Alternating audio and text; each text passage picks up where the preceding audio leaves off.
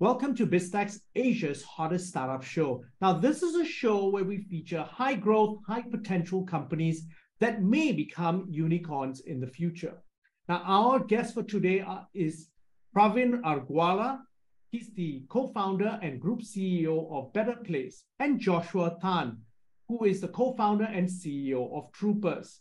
BetterPlace is Asia's largest workforce management SaaS platform, delivering digital solutions for blue-collar workforce management.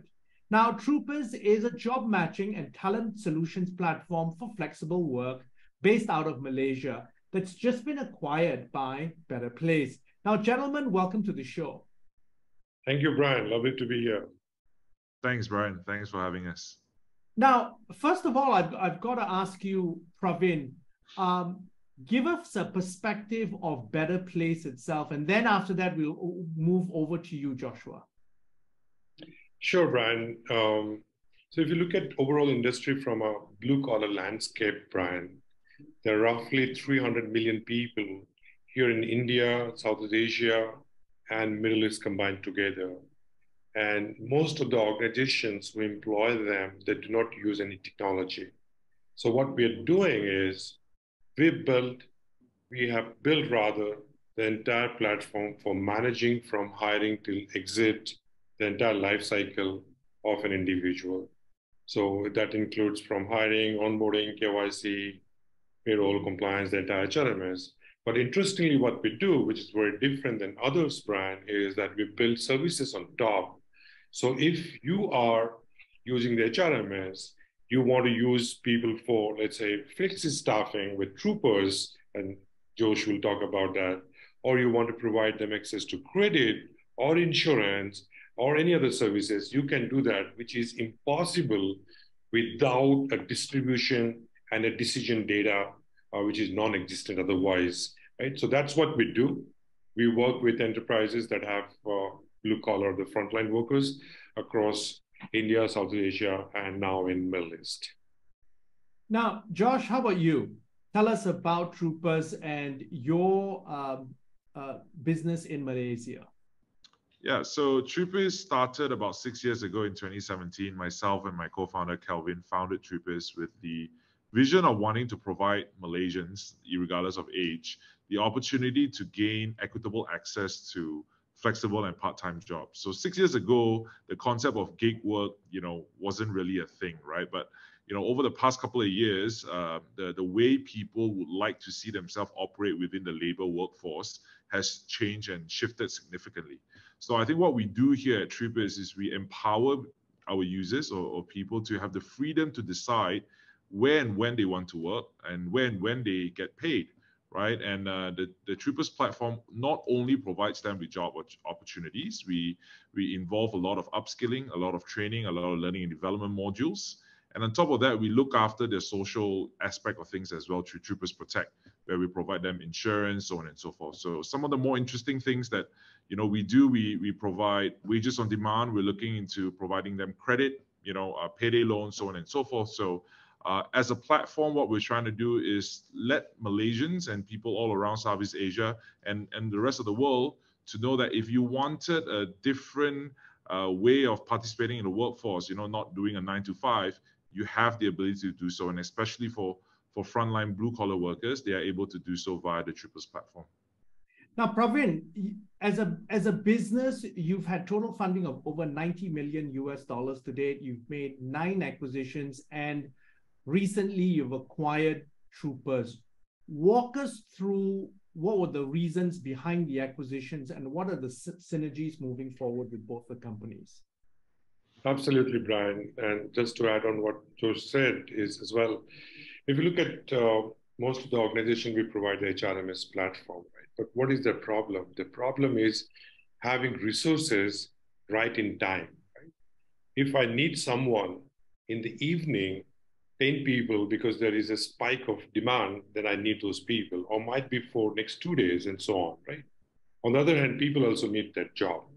Now, if you look at post-pandemic, the world is moving towards gig economy. If you look at the overall size of gig economy, it will be around 20 million people across India, Southeast Asia, and Middle East. We expect this to grow north of 10 million, 100 million people by 2028, 2030, right? So that's a spike which is going to happen in the gig economy. That basically means that scale can be managed only through a very solid technology, right? We looked around all different options which are there in the industry, right? In India, in Malaysia, in Africa, in South Asia, we could not find anything which is better than what Troopers, Kelvin, and Joseph built with the entire team over last years, right? It's the most beautiful platform, both from user point of view and from the enterprise perspective, right? And when you take this on top of the BetterPlace platform, this becomes the most powerful platform, starting from hiring till exit and ensuring the flexi matching of resources, right? So taking that product now globally across the region, that becomes the best opportunity that we have with the product. The other thing is the size of customers that Josh and Kelvin have built over last years with in a very, very frugal way, right? With a very small spend, having a size of 300 plus customers, managing roughly 50,000 people over this time. This is an amazing achievement, right? And with the power that we can bring with technology and capital, I think the world is the opportunity for us, right? And the third thing, which was very crucial for us, is that do we share the same vision, the same purpose? Do we have the right mind? Do we meet at heart, not just in the mind, right? And that was something we could actually, it was like love at first sight for us, right? Okay. And we said, okay, this is what we will build together. And we are now building together. What is also very interesting, Brian, when we look at this, we become part of one team, one global opportunity. So it's not like Brian is looking only at Troopers now, or I'm looking at only at BetterPlace. We are looking at BetterPlace as a growth opportunity.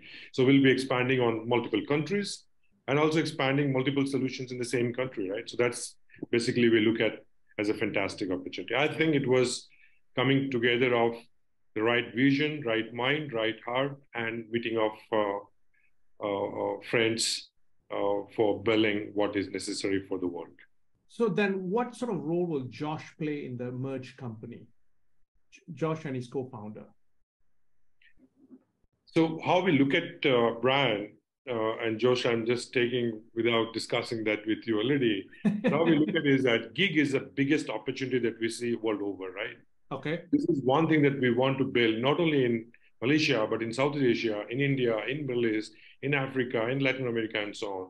I think this is one vertical which is few billion-dollar opportunity in my mind. And with the experience that Josh and Kelvin are bringing on the table with what they have done over the last 6 years in the best possible way, with the most frugal way, I must say, right? And expanding that to the business with the technology, with a small team. I think this is a product that we'll take globally. And like Josh and I discussed, this is what we would like at the global level, driving this entirely. Okay, so Josh, I want to zoom in on you now. So, the gig economy has been growing in Southeast Asia at a rate of about 31% since 2017. In Malaysia, if we look at the workforce itself, 4 in 10 people, or approximately 26% of the labor force, is actually engaged in the gig economy. Now, that is really twice the global average. Give us a sense of why Malaysians seem to be congregating to the gig economy. What are the driving factors around this? Yeah, so maybe I'm going to say something that's a bit more sensitive, or maybe controversial, but I think it's something that we notice, right? I think one of the biggest issue in Malaysia is a lot of people, their basic earning from their 9-to-5 job is pretty much very low, right? So only recently we had a revision in the minimum wage.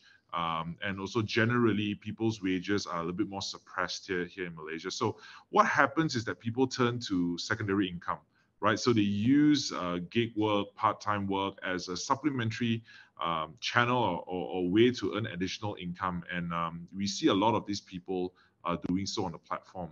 Now, at the same time, I think COVID also gave rise to a lot of business owners and organizations to rethink how they utilize manpower, right? So it doesn't make sense for an organization to say, if they have a chain of F&Bs, to hire 10, 15 people throughout the day when they only have peaks during lunch or dinner time. So what they've really resorted to is to work with organizations like myself and Troopers to provide, where we provide a manpower solution solution set that helps them address these matters, right? Whether it's on the weekend, whether it's on the peak periods. And this has then given rise to a lot of people looking into this type of opportunities to earn additional income, right? On top of that, I also feel, or what we have observed, is that there's a huge demand in people wanting flexibility, people wanting to control their own time, how they earn, where they earn, so on and so forth. So the way we look at this is that I think in Malaysia, we think, when we think about gig work, we think about food delivery panda riders, Grab riders, so on and so forth. I think that's generally absolutely that's really the stereotype that we think about. Correct. But the more interesting thing is that, on Troopers, that's only 1% of what we do. We do a whole host of other type of gig work surrounding events, F&B, hospitality, manufacturing, logistics, so on and so forth. So, the way we look at the industries or the various industries that we're involved in is that there's a tremendous amount of use case for gig workers and flexible workers, and more Malaysians are actually turning to this not only as a way to earn additional income, but also being a full-time solution to their careers, right? So we see a lot of people on the Troopers platform using Troopers as a full-time option. So they work as a F&B waiter from 9 to 6, and then they probably take up a bar role from 7 to 10 or 7 to 11. So they do 2 different shifts in a day, and that pays them a very lucrative income, right? The average user on the Troopers platform earns about 60% more than what they would get working a minimum wage job. So if that's what they can earn, it's a no-brainer, right, for them to choose Troopers or gig work or flexible work as a way for them to participate in the labor workforce. Now, the other thing, Josh, that you mentioned, which was just to add one point on that, sorry to interrupt.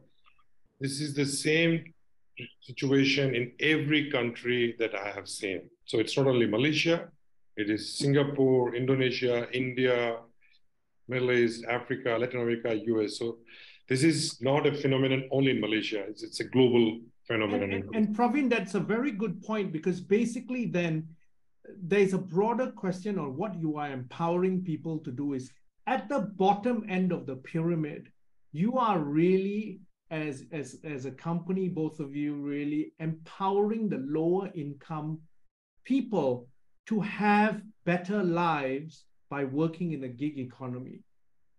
Absolutely. And that's the reason we call ourselves BetterPlace, Brian.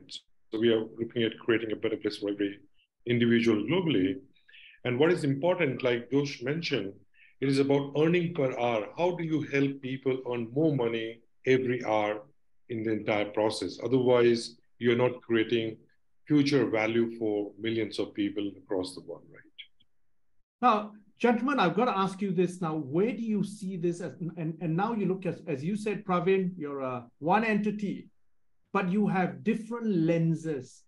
Where do you see the gig economy and all the ancillary services that you're providing around it? And some of the interesting things that you've mentioned include actually literally payday solutions in terms of financing, insurance, and so forth.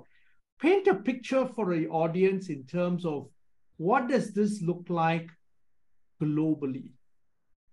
So if I give you, let's say, 3 years vision, Brian, right? We are looking at touching 50 million people across India, South Asia, and Middle East. Out of the 50 million people that coming through our HRMS solution, we are already at north of 5 million people. So it's a 10x growth in 3 years, and we are very confident about it. And on that 50 million people, that's the total number of people that will be touching through our HRMS platform, scaling, gig, and others. Out of the 50 million people, we are looking at a large population who would be engaging in gig work as well, right? Across all these regions.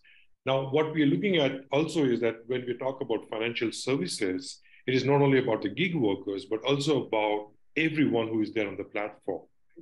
So we already work with few thousand people here in India, which is north of actually 100,000 people, where we provide them insurance. We provide equally more number of people where they have access to credit and so on, right?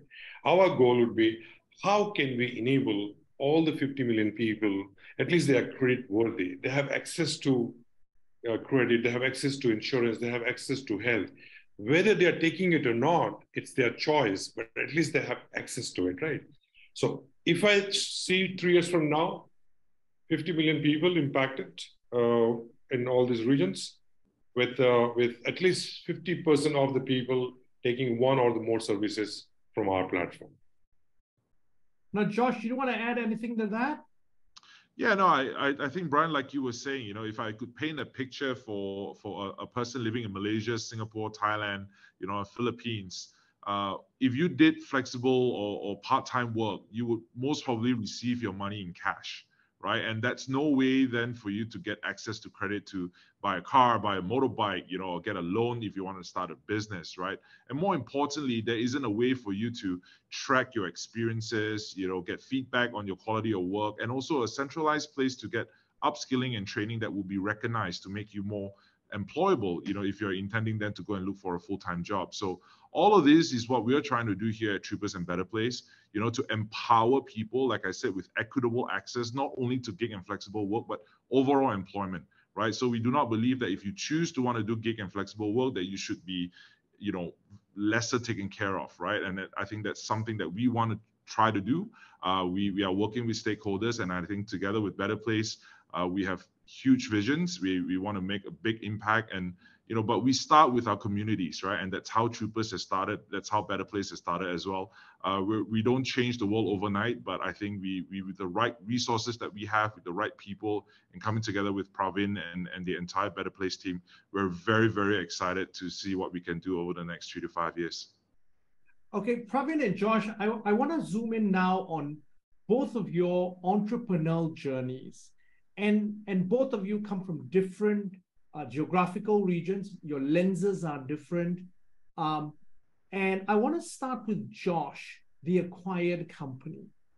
Josh, what are the top 3 lessons that you can share with other entrepreneurs about your journey and about building a business that's attractive enough to be acquired by a bigger player? Yeah, so on this topic, you know, a lot of people will say I'm very controversial, but I'll start with my biggest thing, or our biggest share, I think, is that you don't need VC money to start a startup or to do a startup, right? I think what you probably need is the grit, the determination, and the willingness to sacrifice and take a risk and give it your all. And through that, you know, a lot of people would then look at you and say, hey, you know, this person probably deserves an opportunity, right? And provide maybe some funding to you. So that's the biggest lesson, or one of the biggest sharing that I would share with people. Number 2 would be work damn hard, right? I'm sorry, I'm not sure if I can use the word damn, but you know, put in the hours. I'm a big believer in working hard and you know doing the things that you need to do, to grow a business, right? And never give up, right? And I think that's something that a lot of young people, including myself, we had to learn the hard way, right? And last but not least, I think, is having the sheer grit and determination and never say die attitude, right? And that's something that, you know, for Troopers over COVID, when COVID hit us, we lost 95% of our business, right? And that was going to be our biggest year. Myself and my team, we sat together and we said, how are we going to navigate this, right? So we tried every way. We didn't know anyone in government. We knocked on doors. We cold emailed our minister back then. But somehow things came together because we never gave up, and we got an opportunity. We launched the app. We mobilized thousands and thousands of people to get Malaysians vaccinated, and that gave us the stepping stone to achieve where we are today. But I think that's only just the tip of the iceberg. But yeah, I think, you know, just never say die. You'll keep going, right? And having that determination is definitely very crucial. Pravin, your thoughts, Pravin? I'm sure it's a very, very different three lessons in your entrepreneurial journey. Yeah, just thinking actually. The first thing that comes in my mind, Brian, is have a very big vision, have a big dream, have something which is really big, which sounds very crazy, idiotic, stupid, but have it really big, and love it. So that's the first thing that comes in my mind, right? When we started and we said we want to impact 100 million people, there were guys who started laughing at us, right? We started laughing at ourselves as well. Now we believe this is a reality going to be. So that's the first thing that comes in my mind. Second thing, I think, which is very important for me personally, is always be happy with your achievements, but do not be satisfied with that. So we cherish our moment. We get excited with whatever we have done, but we are not satisfied because we always want to do better. We want to make it bigger. And that's something that keeps us moving always, right? The third thing, which is very important, is in the beginning, I thought I can build it and I know everything. But very soon I realized that's impossible, right?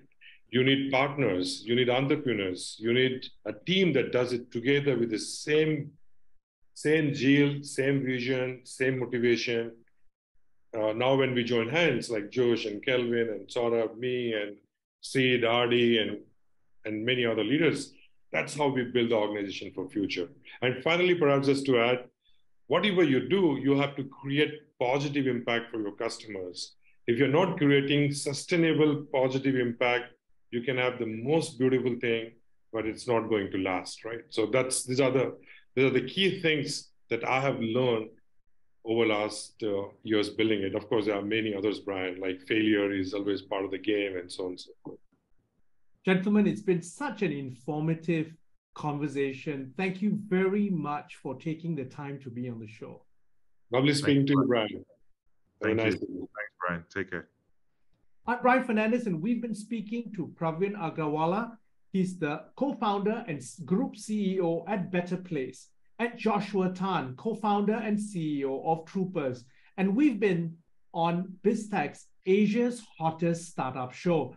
I'm Brian Fernandez, and this interview will be on our website, www.biztech.asia, as well as our social media platforms. It'll also be on our syndication partners, TV stations, radio stations, and websites.